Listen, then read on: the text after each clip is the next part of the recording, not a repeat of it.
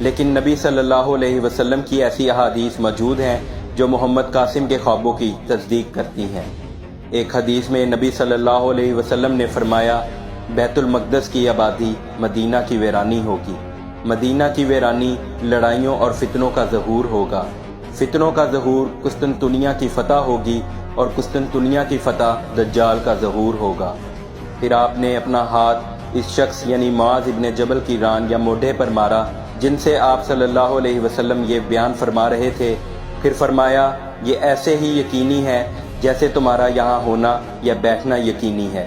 محمد قاسم کے خوابوں میں تیسری جنگ عظیم کا ایک مکمل خاکہ موجود ہے۔ کہانی یہاں سے شروع ہوتی ہے کہ محمد قاسم کی سربراہی میں پاکستان ترقی کرنا شروع ہو جاتا ہے اور اسی دوران تیسری جنگ عظیم کا بھی آغاز ہوتا ہے، جبکہ قسطنطنیہ یا ترکی مسلمانوں کے ہاتھ سے نکل کر کفار کے ہاتھ میں جا چکا ہوتا ہے، یعنی کہ ترکی کا زوال شروع ہو چکا ہوتا ہے، اور اسی دوران یروشلم جو کہ اب اسرائیل بن چکا ہے انتہائی پھلتا اور پھولتا ہے۔ صہیونی طاقتیں مزید طاقتور ہو جاتی ہیں اور یہودیوں کا تھرڈ ٹیمپل بنانے میں کامیاب ہو جاتی ہیں، جو کہ اس بات کی نشاندہی ہے کہ یروشلم اپنی پورے آب و تاب پر پہنچ چکا ہے، اور یہ اس وقت ہوتا ہے جبکہ مدینہ کی بربادی ہو چکی ہوتی ہے یا مدینہ بربادی کی طرف جا رہا ہوتا ہے، یعنی اسلام کا دوسرا قلعہ سعودی عرب بھی زوال پذیر ہو چکا ہوتا ہے۔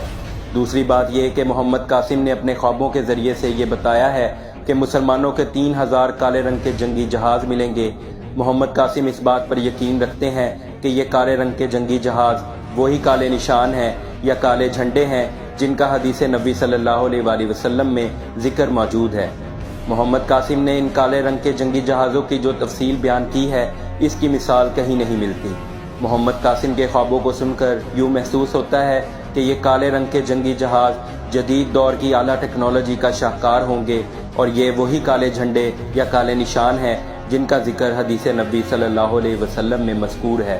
محمد قاسم کا کہنا ہے کہ کالے رنگ کے یہ جنگی جہاز انتہائی ایسی جدید ٹیکنالوجی کے حامل ہوں گے کہ ان کو دیکھ کر ساری دنیا کے سائنٹسٹ اور انجینئر فرط حیرت میں ڈوب جائیں گے۔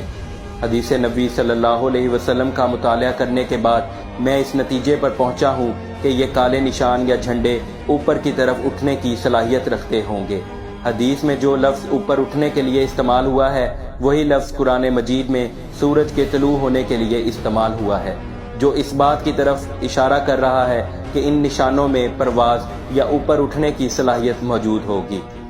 خاتم النبیین محمد صلی اللہ علیہ وسلم کی حدیث ہے کہ پھر مشرق کی طرف سے سیاہ جھنڈے اٹھیں گے اور وہ تم لوگوں کو اس طرح قتل کریں گے کہ اس سے پہلے کسی نے اس طرح سے کسی کو قتل نہ کیا ہوگا۔ محمد قاسم کا یہ بھی کہنا ہے کہ کوئی بھی ان طیاروں کو آسانی سے شکست نہیں دے سکے گا، جس کا مطلب ہے کہ وہ ہر مخالف طاقت سے نپٹنے کی بھرپور صلاحیت رکھتے ہوں گے، یعنی کہ ان طیاروں کا اپنا ایک ناقابل تسخیر دفاع ہوگا۔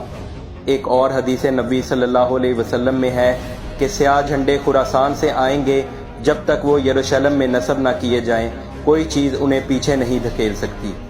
محمد قاسم کا کہنا ہے کہ پاکستان امریکہ اور روس دونوں سپر پاورز کے ساتھ جنگ کرے گا اور ان کو شکست فاش سے ہمکنار کر دے گا۔ اس سے مجھے یہ بات سمجھ میں آتی ہے کہ ان کالے جنگی طیاروں کی فوج کے پاس جنگ لڑنے کی ایسی صلاحیت موجود ہوگی جو کہ آج تک کسی قوم کے پاس اس سے پہلے نہ ہوگی،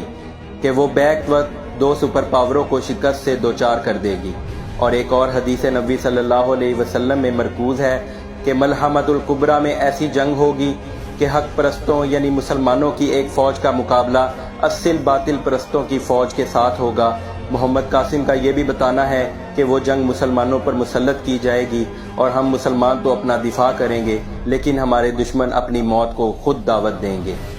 نبی صلی اللہ علیہ وسلم کی اس حدیث کو میں دوبارہ دہراؤں گا کہ مشرق کی طرف سے سیاہ جھنڈے ظاہر ہوں گے اور وہ تم لوگوں کو اس طرح قتل کریں گے کہ اس سے پہلے کسی نے اس طرح سے قتل نہ کیا ہوگا۔ میں چاہتا ہوں کہ آپ 1 منٹ کے لیے اس حدیث کا بغور جائزہ لیں۔ انسانی تاریخ میں پہلے انسان گھوڑوں پر سوار تلواروں، ڈھالوں اور تیر کمانوں سے جنگ کرتے تھے، لیکن یہ حدیث کہہ رہی ہے کہ وہ کالے نشان تم کو اس طرح قتل کریں گے کہ اس سے پہلے کبھی کسی نے اس طرح کسی کو قتل نہیں کیا ہوگا، یعنی انسانی تاریخ میں کبھی بھی اس طرح کے کالے نشانوں کا استعمال نہیں ہوا ہوگا، اور یہ کالے نشان جدید ٹیکنالوجی کا شاہکار ہوں گے۔ واللہ عالم۔ محمد قاسم کا کہنا ہے کہ مسلمان ان کالے رنگ کے جنگی جہازوں کو استعمال کریں گے اور اپنے کھوئے ہوئے مقبوضہ علاقوں کو دوبارہ حاصل کریں گے، اور کچھ مزید علاقے بھی جس میں یروشلم بھی شامل ہوگا اور یورپ بھی۔ محمد قاسم کی یہ بات اس بات کی نشاندہی کرتی ہے کہ یہ کالے رنگ کے جنگی جہاز طاقت کا انتہائی سرچشمہ ہوں گے۔ جنگ میں استعمال ہونے والی دوسری مشینوں کے مقابلے میں یہی وجہ ہوگی کہ ان طیاروں کو کوئی بھی آسانی سے پیچھے ہٹنے پر مجبور نہ کر سکے گا۔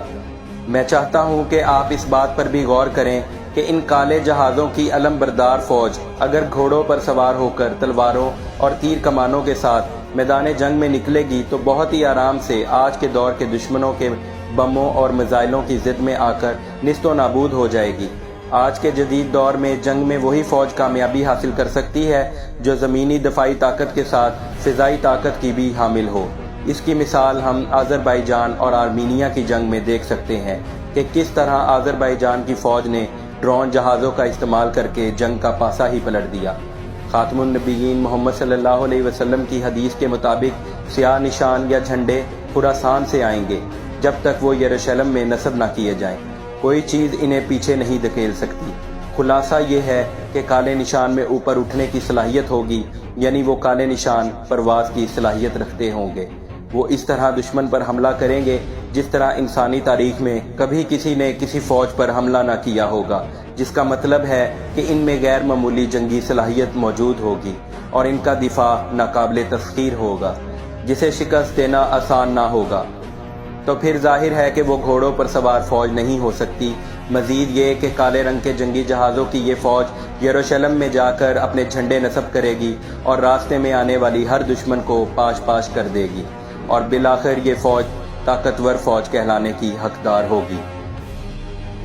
تو یہ بات ظاہر ہو چکی ہے کہ مشرق سے اٹھنے والے کالے نشان یا جھنڈے اصل میں کالے رنگ کے جنگی جہاز ہیں، اور یہی بات بالکل درست معلوم ہوتی ہے، کیونکہ اگر پاکستان میں محمد قاسم اسلامی حکومت قائم کرتے ہیں تو ان کو پاکستان کے دفاع کے لیے ان جنگی جہازوں کی ضرورت پڑے گی، اور یہی طریقہ کار خلافت کا بھی رہا ہے۔ جیسا کہ امام نووی رحمۃ اللہ علیہ فرماتے ہیں کہ ایک کامیاب خلیفہ وہ ہوتا ہے جو مسلمانوں کا دفاع کامیاب طریقے سے کرے اور اپنی مملکت کے دفاع کے لیے اس کے پاس ہر قسم کا سامان میسر ہو جو کہ مومنوں کی حفاظت پر مامور ہو۔